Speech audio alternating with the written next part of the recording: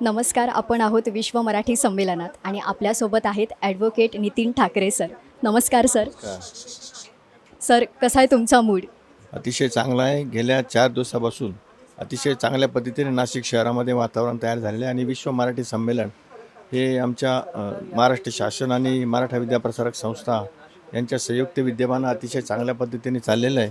आणि आपण बघितलं असेल की लोकांचा अतिशय उदंड प्रतिसाद आहे. सर्व परिसंवादांना खूप गर्दी होते, ग्रंथ प्रदर्शनांना मोठी गर्दी आहे, शोभायात्रा अतिशय मोठ्या प्रमाणामध्ये झालेली आहे आणि संपूर्ण शहरामध्ये एक मराठीमय असं वातावरण झालेलं आहे. त्यामुळे मला अतिशय आनंद वाटतो आहे.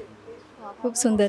सर, तुम्ही स्वतः एक ॲडव्होकेट आहात आणि मराठी भाषा या संदर्भाने आणखी कुठे पुढे जाते? नवीन नवीन कार्यक्रम, संमेलनं असे नवीन नवीन कार्यक्रम होत आहेत. तर तुमच्या मते मराठी भाषा आणखी कुठे पुढे जाते? जगभरात कशी पसरते आहे? अगदी न्यायालयीन कामकाजामध्ये सुद्धा मराठीचा वापर हा मोठ्या प्रमाणामध्ये होतो आहे. आणि आपण बघितलं असेल की तालुका आणि जिल्हा स्तरावरती आता सर्व निकालपत्र मराठीमधून दिली जातात.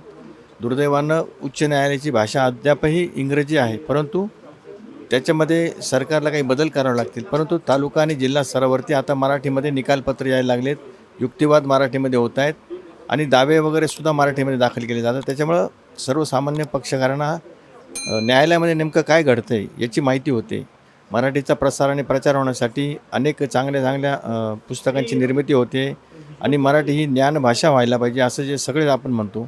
त्या दृष्टीने आता अलीकडे इंजिनिअरिंग कॉलेज असेल किंवा इतर व्यावसायिक अभ्यासक्रमांमध्ये सुद्धा मराठी माध्यमांमधून ते शिकवलं जातं आहे. त्यामुळं हळूहळू ही ज्ञानभाषा व्हायला लागली आहे आणि त्यामुळे ती नक्कीच मोठ्या प्रमाणामध्ये जगभरात पसरेल अशी मला खात्री आहे. सर, जाता जाता एक महत्त्वाचा प्रश्न मला विचारायचा आहे. आपली तरुण पिढी जी आपलं भविष्य ओळखली जाते, ती सध्या सोशल मीडिया, OTT ह्यावर जास्त अडकलेली आहे. तर मला असं वाटतं की मी सुद्धा एक नवीन पिढीच आहे, पण मोबाईल आणि त्याचा प्रसार तो जो वाढला आहे, तर मराठी भाषा टिकवण्यासाठी हल्ली आपण पाहतो की मराठी आणि इंग्लिश असं बऱ्याच ठिकाणी आपल्याला पाहायला मिळतं.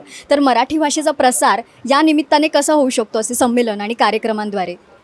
अशा कार्यक्रमांमध्ये नक्कीच तरुणांना ऊर्जा मिळते की आपण मराठी पण टिकवलं पाहिजे.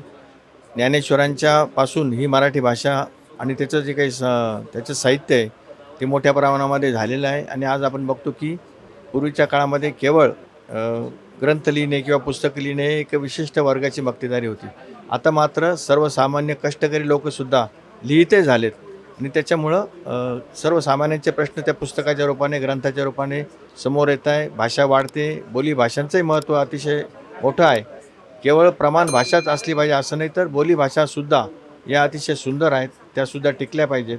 आणि त्या दृष्टीने आपण फार शुद्धतेवरती भर न देता बोलीभाषा असतील किंवा जी आपली नेहमीची व्यवहारातली भाषा असेल त्या भाषेचासुद्धा वापर वाढवला पाहिजे. आणि मला वाटतं तो वाढला तर मराठी भाषा नक्कीच टिकेल.